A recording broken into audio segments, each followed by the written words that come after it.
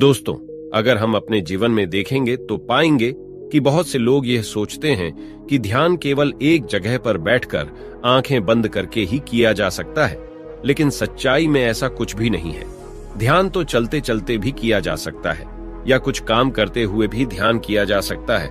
असल में ध्यान का मतलब ये नहीं है, बल्कि ध्यान का मतलब ये है कि आप जो भी काम कर रहे हैं उसे मन लगाकर पूरी शिद्दत से करना चाहिए। उसे करते हुए आपको अपने शरीर का भी ख्याल ना रहे। बिल्कुल उस चावल कूटने वाले युवक की तरह वह चावल कूटने में इतना डूब गया कि उसे खुद का भी ख्याल नहीं रहा। बस चावल कूटते हुए ही उसने आत्म साक्षात्कार को प्राप्त कर लिया। इसी तरह चयन का मतलब है हर समय हर पल वर्तमान में रहना और कुछ भी नहीं सोचना, क्योंकि मन तब तक है जब तक विचार है, और जब विचार ही नहीं होंगे तो मन अपने आप गायब हो जाएगा, और जब मन ही नहीं होगा तभी तुम अपने आप को अच्छे से जान पाओगे, समझ पाओगे। इससे पहले कि आप कहानी में खो जाए, चैनल को सब्सक्राइब जरूर कीजिए। चलिए आज की कहानी शुरू करते हैं। प्राचीन समय की बात है। चीन के एक नगर में एक बहुत बड़ा बौद्ध मठ था, जिसमें लगभग 1000 बौद्ध भिक्षु रहते थे। वह सभी अपने परम गुरु के मार्गदर्शन में आत्मज्ञान प्राप्त करने का अभ्यास कर रहे थे। एक दिन एक युवक शिष्य बनने के लिए उस बौद्ध मठ में आया और उन गुरु से बोला, मास्टर, मैं खुद को समझना चाहता हूं, मैं सत्य को खोजना चाहता हूं, मैं पता लगाना चाहता हूं कि वास्तविकता क्या है। गुरु ने उस युवक की ओर बड़े ही ध्यान से देखा और बोले, सच में अगर तुम सत्य को जानना चाहते हो तो तुम्हें अपना संपूर्ण जीवन इस मार्ग पर लगाना होगा। सत्य की प्राप्ति के लिए हो सकता है तुम्हारा पूरा जीवन लग जाए। क्या तुम अपने जीवन को दांव पर लगा सकते हो? लेकिन इसके बाद भी इस बात की कोई संभावना नहीं है कि तुम्हें इस जीवन में सत्य का पता चल जाए। तो बताओ, क्या तुम इसके लिए अंतर्मन से तैयार हो? उस युवक ने कहा, जी मास्टर, मैं अपने अंतर्मन से तैयार हूं। मैं अपने जीवन को यूं ही व्यर्थ नहीं करना चाहता, इसीलिए मैं आपके पास आया हूं। यह सुनकर मास्टर मुस्कुराए और उस युवक से बोले, ठीक है, अगर ऐसी बात है तो तुम यहां रहकर अपने उद्देश्य को प्राप्त कर सकते हो। अब तुम्हें सबसे पहला काम यह करना है कि इस मठ में लगभग 1000 बौद्ध भिक्षु है। तुम उन सभी के लिए चावल कूटने का काम करो। सुबह से लेकर रात तक तुम चावल कूटने का काम करते रहो, और जब तुम पूरी तरह से थक जाओ तब तुम भोजन करके सो जाना, और फिर अगली सुबह उठकर चावल कूटने का काम फिर से शुरू कर दो। बस इस एक काम के अलावा और कुछ भी मत करना। इस एक काम के अलावा किसी दूसरी बात के बारे में सोचना भी मत। बस यही काम करते रहना, इसी मार्ग पर चलते रहना, और इसके बाद दोबारा मेरे पास कभी मत आना। जब जरूरत पड़ेगी तब मैं खुद तुम्हारे पास आऊंगा। उस युवक ने अपने मास्टर की बात का अक्षर पालन करते हुए दूसरे दिन से चावल कूटने का काम शुरू कर दिया। उस मठ में लगभग 1000 बौद्ध भिक्षु थे।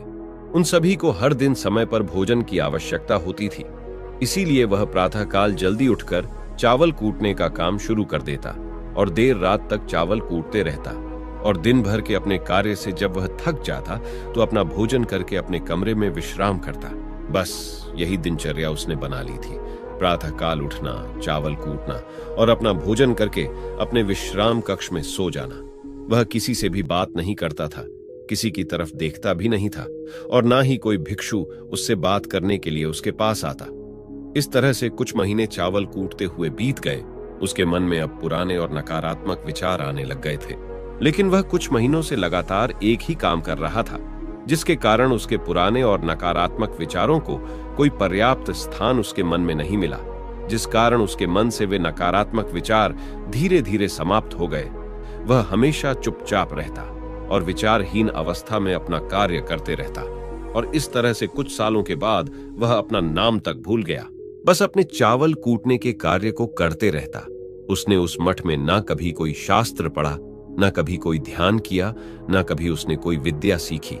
उस मठ के बाकी सभी बौद्ध भिक्षु और उसमें पढ़ने वाले शिष्य उस युवक को मूर्ख समझते थे और हीन भावना की नजरों से देखा करते थे। इस तरह से लगभग 10 साल बीत गए, और 10 सालों के बाद उस मठ के मास्टर ने यह घोषणा कर दी कि अब मेरा अंतिम समय नजदीक आ रहा है, और इस मठ के लिए मुझे अपना एक उत्तराधिकारी चुनना है, जो मेरी मौत के बाद इस महान मठ का मुख्य अधिकारी होगा। इसीलिए जिस शिष्य को यह लगता है कि उसे आत्म साक्षात्कार हुआ है, आत्मज्ञान की प्राप्ति हुई है, जिस शिष्य को यह लगता है कि उसने खुद को जान लिया है, वह रात को मेरे विश्राम कक्ष के बाहर आकर दरवाजे पर कुछ ऐसी पंक्तियां लिखें जिसमें उसके जीवन का संपूर्ण ज्ञान, संपूर्ण अनुभव समाया हो। इसके बारे में उस मठ के कई भिक्षुओं ने और शिष्यों ने सोचा। उनमें से एक भिक्षु ने मास्टर के दरवाजे पर जाकर कुछ पंक्तियां भी लिखी। उस भिक्षु को बौद्ध धर्म ग्रंथों का संपूर्ण ज्ञान था। सभी भिक्षु और शिष्यों को यही लगता था कि यही इस मठ का उत्तराधिकारी बनेगा। उसने लिखा था, मन एक आईने की तरह है जिस पर नकारात्मक विचारों और अपूर्ण इच्छाओं की धूल जमा हो जाती है। इस धूल को हटाने के लिए ही ध्यान का मार्ग है। जिस किसी की धूल हट जाती है और जिसके मन का आईना साफ हो जाता है, वही व्यक्ति मोक्ष को प्राप्त करता है। अगली सुबह जब मास्टर उठकर अपने विश्राम कक्ष के बाहर आए तो उन्होंने इन पंक्तियों को देखा तो वह बहुत क्रोधित हो गए और क्रोधित स्वर में बोले, कौन मूर्ख है जिसने यह सब कचरा मेरे दरवाजे पर लिखा है? वह शिष्य जिसने यह सब लिखा था वह एकदम चुप रहा। हालांकि उसने जो पंक्तियां लिखी थी वह बहुत ही ज्ञान से भरी थी, लेकिन यह सब ग्रंथों से पढ़ा हुआ ज्ञान था। वो शिष्य बहुत ही चालाक था, होशियार था।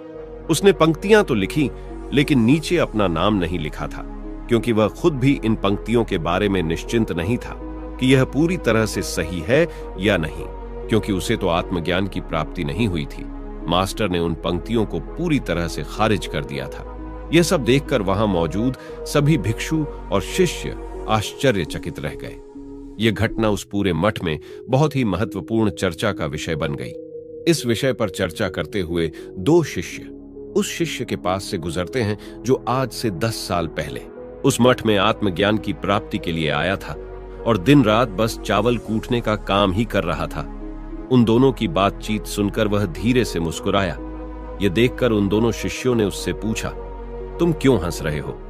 उन दोनों की नजरों में वह चावल कूटने वाला युवक एकदम तुच्छ और मूर्ख था, क्योंकि किसी ने भी उसे आज तक ना ही किसी शास्त्र का अभ्यास करते हुए देखा था और ना ही ध्यान करते हुए देखा था। इसलिए आज तक हर कोई उसे सिर्फ मूर्ख ही समझता था। सबको ऐसा लगता था कि यह तो सिर्फ चावल कुटना ही जानता है।